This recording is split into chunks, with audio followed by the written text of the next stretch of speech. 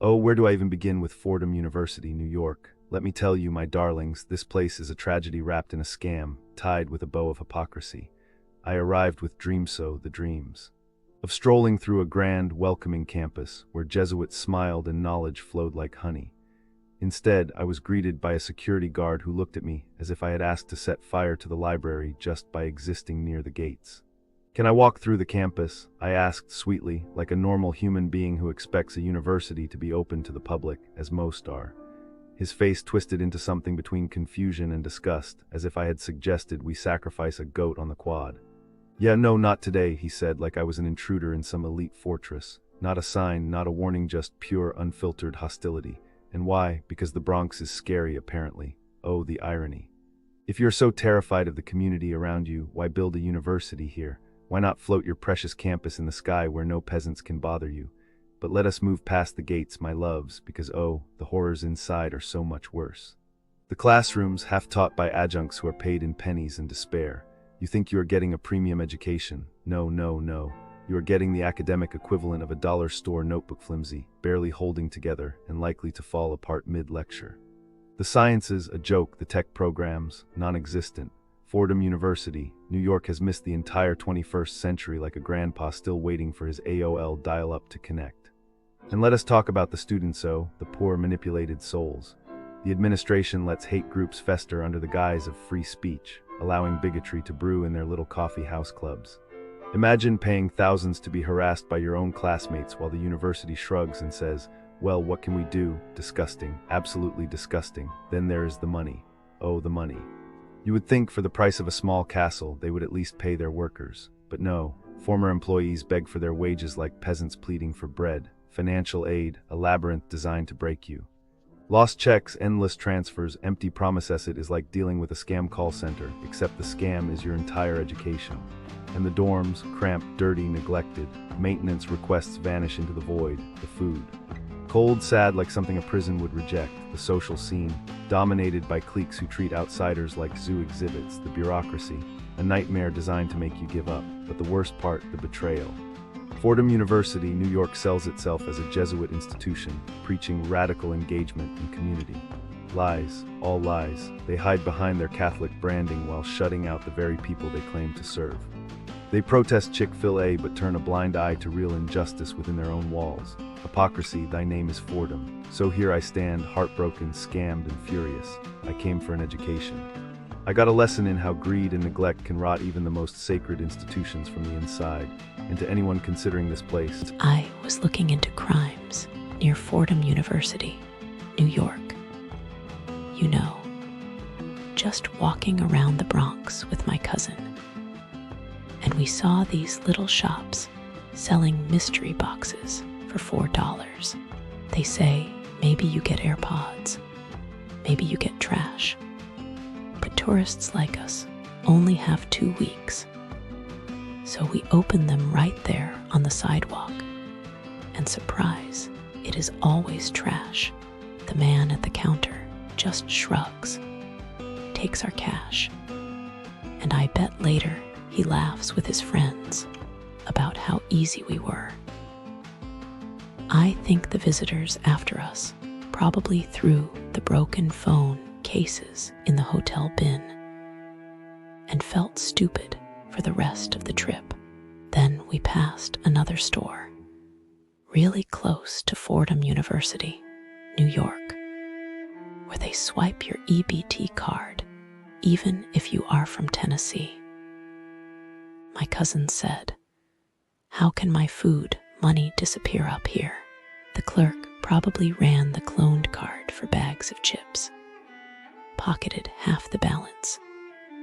And the tourist mom who lost her groceries probably cried on the subway back to the hostel. I guess she had to eat cheap pizza for the last 5 days. And her kids still wonder why mom suddenly looked so tired. Later, we wandered into TJ Maxx near Fordham University, New York, because the sign promised cute tops. 2 guys were at the counter with shiny fake passports, opening credit cards in names that were not theirs.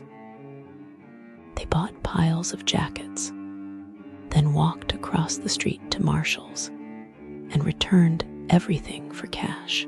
The girl behind us in line probably saw her own name on the receipt, felt her stomach drop, and spent her vacation on the phone begging the bank to believe she was in Georgia, not here. I think the scammers bought new sneakers that same night, and the bank froze her account for weeks. So she ate crackers for dinner in her tiny room. We even saw Home Depot by Fordham University, New York, where gift cards float around like ghosts. Men come in with stacks of cards bought by some grandma in Kansas who thought she was paying the IRS. They load carts with power drills, sell them to the bodega next door, and vanish.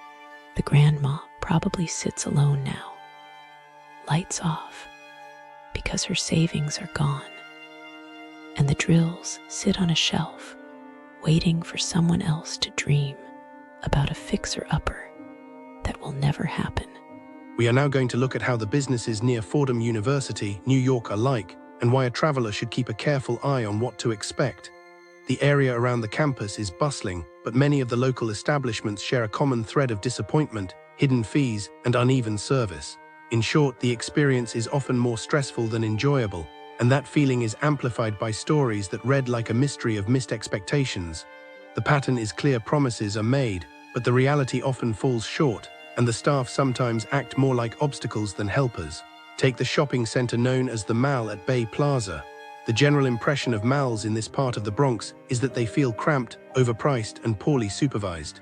Visitors frequently describe a lack of variety, with many stores offering only basic clothing options and a food court that feels more like a staging area for conflict than a place to relax. Security personnel are often seen chatting on phones instead of providing real safety, and there are reports of aggressive tow practices that leave drivers feeling taken advantage of. One shopper recounted a scene where a protest turned into a chair-throwing riot, leaving patrons scrambling for the exit. Another visitor warned that an attempt to offer a free sample turned into a forced purchase of several $100s. These anecdotes paint a picture of a mall where the atmosphere is tense, the service is thin, and the cost is high. The spa and fitness center called Exhale in the Thompson Central Park location follows a similar of broken promises. The overall vibe of the spa community here is one of missed communication and unexpected charges. Guests who arrive with prepaid gift cards find themselves told that those cards are not accepted, resulting in double payment. Membership agreements are vague, the app is difficult to navigate, and attempts to pause or cancel a plan often disappear into a void of unanswered emails and delayed phone calls. People report being billed for services never rendered, and the physical environment sometimes smells of mildew, leaving the experience far from the relaxing sanctuary that was advertised. The pattern is clear: the initial promise of luxury turns into a series of hidden fees and poor customer support. The restaurant and halal Chinese market known as Neerob represents another facet of the local scene. Restaurants in this vicinity tend to suffer from inconsistent food quality, questionable hygiene, and unpredictable customer service. Diners describe meals that vary wildly from one visit to the next, with some plates arriving undercooked or overly oily, and others containing unexpected foreign objects. A frequent complaint is that the portion of meat is dramatically reduced while the price remains the same, leaving patrons feeling shortchanged. Service can shift from friendly when the owner is present to outright rude when staff are alone, and there are reports of mislabeled cultural cuisine that misleads customers about what they are actually eating. The overall sense is that reliability is rare, and the dining experience often feels like a gamble. Finally, the Italian eatery on Arthur Avenue called Enzo's shares the common theme of deteriorating standards. Italian restaurants near the campus once enjoyed a reputation for quality, but recent accounts describe slow service, rude staff, and confusing dress code enforcement that feels arbitrary and discriminatory. Guests have waited hours for a simple dinner, been turned away for wearing tank tops despite no written policy, and encountered food that is bland, overcooked, or even contaminated with unpleasant smells. The atmosphere can feel like a tourist trap where the price does not match the quality, and the staff sometimes act more like gatekeepers than hosts. In summary, travelers should be aware that many businesses near Fordham University, New York tend to overpromise and underdeliver. Common issues include aggressive or inattentive security, hidden or duplicate charges, inconsistent food quality, and unpredictable customer service. It is wise to check recent reviews, call ahead to confirm policies, and be prepared for the possibility of longer wait times or extra costs. For a smoother visit,